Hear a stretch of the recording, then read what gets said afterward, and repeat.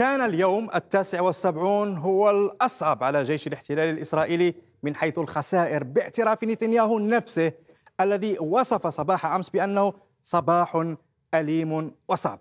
فقد اعترف جيش الاحتلال بمقتله 15 جنديا خلال 24 ساعة فقط، وهذا على مستوى الجنود والضباط فحسب. أما الآليات فلا يعلن جيش الاحتلال عن خسائره منها.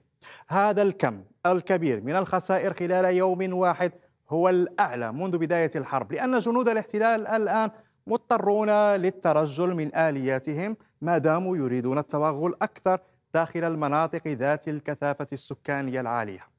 هذا الترجل جعل جنود الاحتلال دون أن يدروا تحت أنظار المقاومة التي ركزت على إبراز قدرتها على رصد تحركات جنود الاحتلال بأريحية كبيرة، ثم التعامل مع تجمعاتهم، ونشرت هذا الفيديو.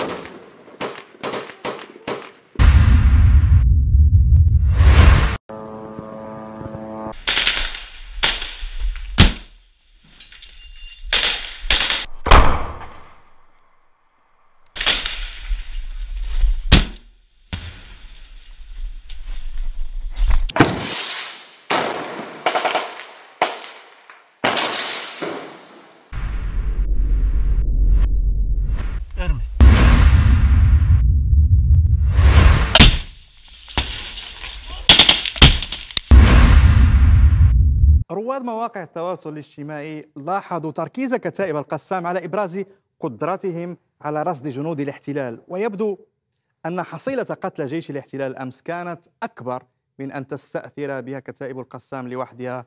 فنشرت سرايا القدس مقطعا جديدا توثق فيها استهدافها جنودا وآليات إسرائيلية.